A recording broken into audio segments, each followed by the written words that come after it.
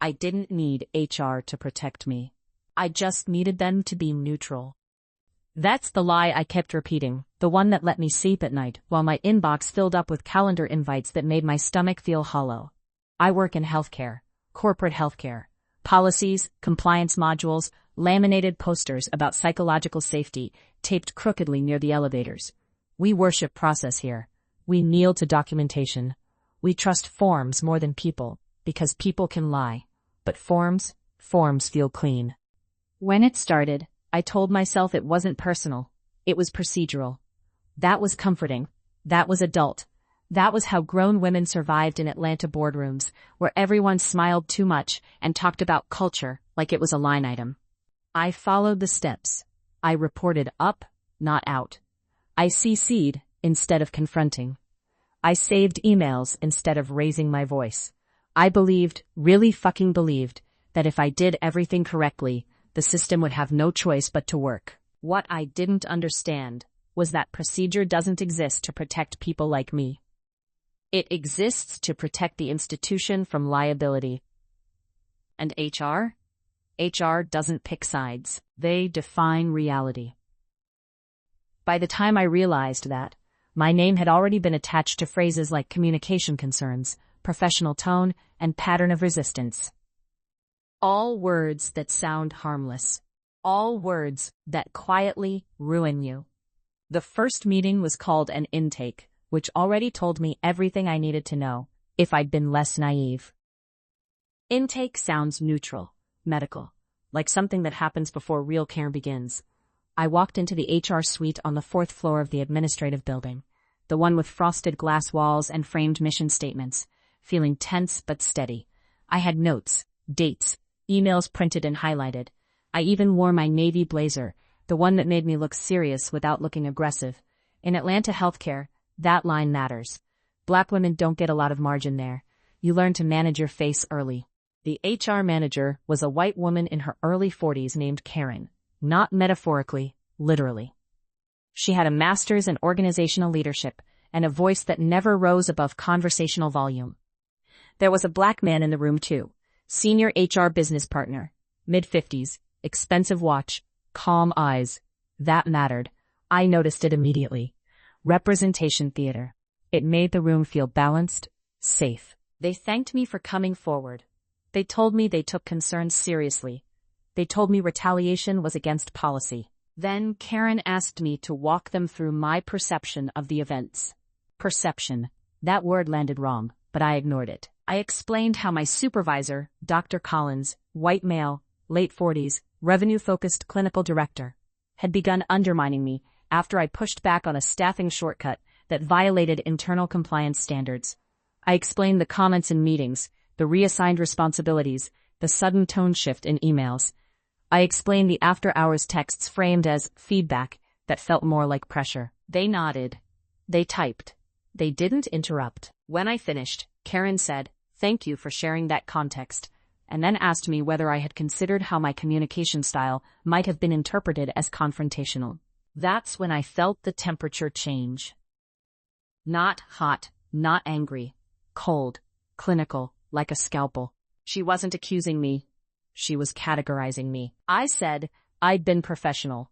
I said I'd followed policy. I said I'd escalated concerns through proper channels. The black HR partner nodded slowly and asked whether I had received any prior feedback about tone. That word again. Tone is a magic word in corporate healthcare.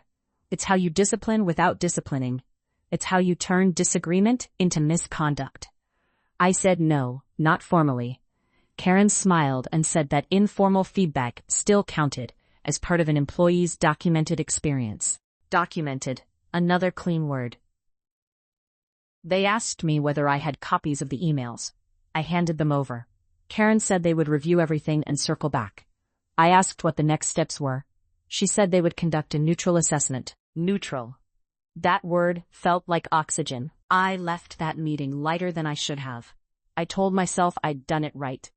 I told myself the system worked slow, but it worked. I told myself Dr. Collins couldn't outrun policy forever. What I didn't know was that while I was being intaken, he was being consulted. The first email came 3 days later. It wasn't accusatory. That's what made it dangerous. Karen thanked me again for my transparency and informed me that as part of the review process, HR would also be evaluating team dynamics and communication effectiveness. She attached a document titled Performance Alignment Framework and asked me to review it ahead of our next meeting. The framework was generic. Corporate bullshit. Bullet points about collaboration, responsiveness, adaptability. Nothing actionable. Nothing criminal. That's the genius of it. At the next meeting, the tone had shifted again. Subtly, professionally, fucking surgically. Karen referenced multiple perspectives. She said HR had spoken with Dr. Collins and several stakeholders. She didn't name them. She didn't have to. She said that while my concerns were noted, there was also documentation indicating I had exhibited rigidity and resistance to leadership direction. I asked, what documentation? She pulled up notes. Notes I had never seen. Summaries of conversations I was never invited to. Interpretations of meetings I remembered differently. It felt like watching someone else narrate my life in real time. I said, those characterizations were inaccurate. Karen nodded and said, that's helpful to understand, and typed something I couldn't see. The black HR partner finally spoke. He said sometimes high-performing employees struggle when organizational priorities evolve. He said healthcare was under pressure. He said adaptability mattered. Pressure, adaptability, evolution. All words that let power pretend it's natural. They told me HR wasn't there to determine right or wrong. They were there to mitigate risk. That sentence landed like a brick. Risk to whom? I asked whether retaliation was being investigated. Karen said they hadn't found sufficient evidence to classify the behavior as retaliatory under policy definitions. Definitions.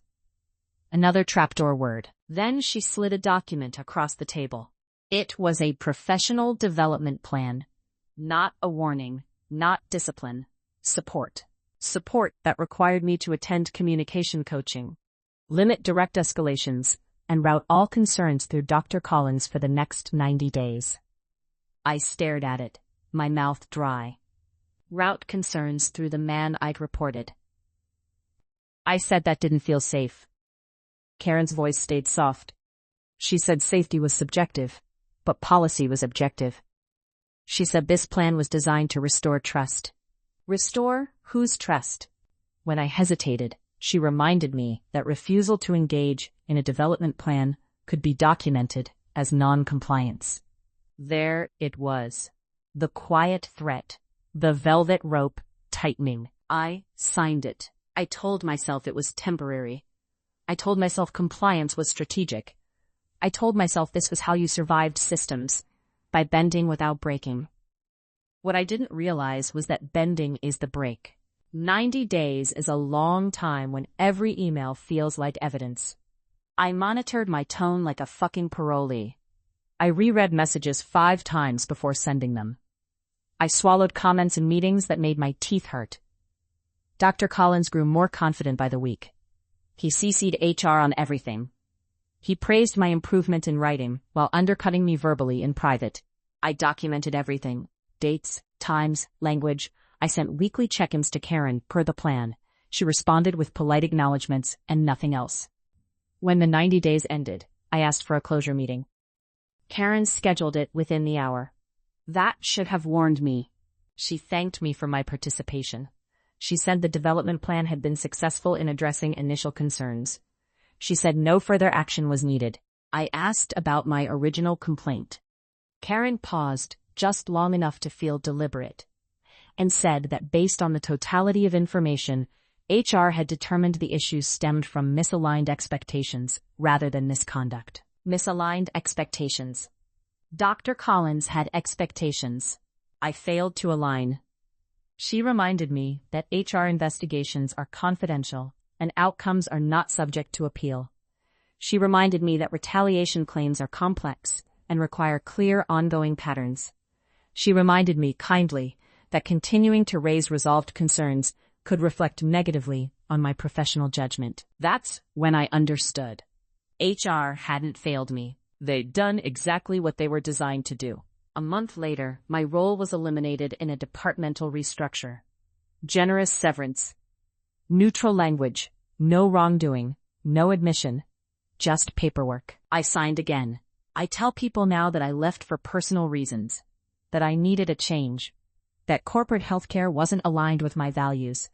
All of that is cleaner than the truth. The truth is, I trusted process over power. I thought neutrality existed. I thought documentation protected the documented. HR wasn't neutral. They just needed me to believe they were, long enough to erase me cleanly. And the worst part,